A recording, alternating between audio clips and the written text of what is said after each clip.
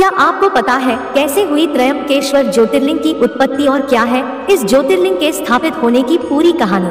आज हम आपको इसके बारे में विस्तार से बताएंगे। इससे पहले हे प्रभु, जो इस वीडियो को लाइक करके कमेंट में हर हर महादेव लिखकर हमें सब्सक्राइब करेगा, उसकी हर इच्छा पूरी हो, ऐसी कृपा करना। भक्तों, ये तो आप जानते ही होंगे कि यह ज्योतिर्लिंग महाराष्ट्र प्रांत में नासिक से 30 किलोमीटर दूर पश्चिम में स्थित है। इसकी कथा इस प्रकार है। एक बार महर्षि गौतम जी के तपोवन में रहने वाले ब्राह्मणों की पत्नियां किसी बात पर उनकी पत्नी अहिल्या से नाराज हो गई।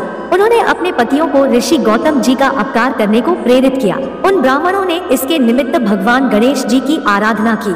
उनकी आराधना से प्रसन्न होकर श्री गणेश जी ने प्रकट होकर उनसे वर मांगने को कहा। तब उन ब्राह्मणों ने कहा, हे प्रभु, यदि आप हम पर प्रसन्न हैं, तो किसी प्रकार ऋषि गौतम जी को इस आश्रम के बाहर निकाल दे। उनकी यह बात सुनकर श्री गणेश जी ने ऐसा वर मांगने के लिए उन्हें समझाया, लेकिन वे अपने आग्रह पर अडिग रहे। अंततः श्री गणेश जी को विवश होकर उनकी बात माननी पड़ी। वे एक दुर्बल गाय का रूप धारण करके ऋषि गौतम जी के खेत में जाकर रहने लगे।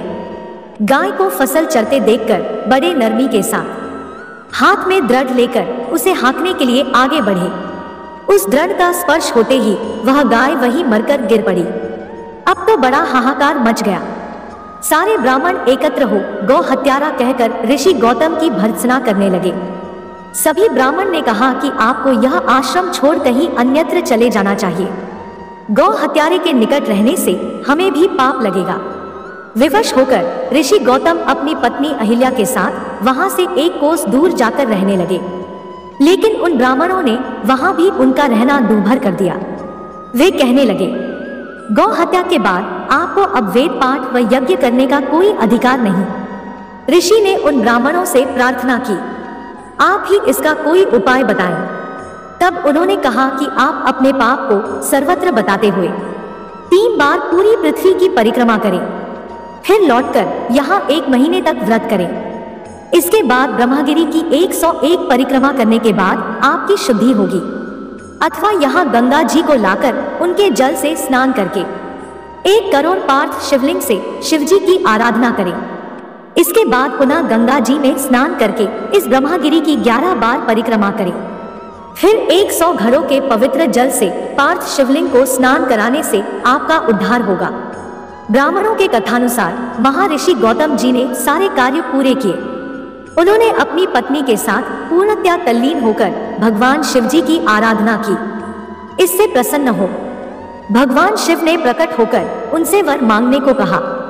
ऋषि गौतम ने कहा, आप मुझे गौहत्या के पाप से मुक्त कर दें।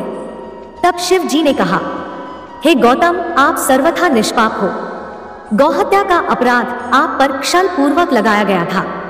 अतः मैं उन ब्राह्मणों को दंड देना चाहता हूँ। इस पर महर्षि गौतम जी ने उन्हें क्षमा करने की प्रार्थना की। उन्होंने शिवजी से वहां हमेशा निवास करने की प्रार्थना की। शिवजी उनकी बात मानकर वहां त्रयंब ज्योतिर्लिंग के नाम से स्थित हो गए। गौतम जी द्वारा लाई गई गंगा जी भी वहां पास में गोदावरी नाम से प्रवाहित होने लगी। अगर आपको इस तरीके के रहस्यमय तथ्यों के बारे में जानना अच्छा लगता है, तो आप इस वीडियो को ज्यादा से ज्यादा अपने दोस्तों व परिवारजनों को शेयर जरूर करें।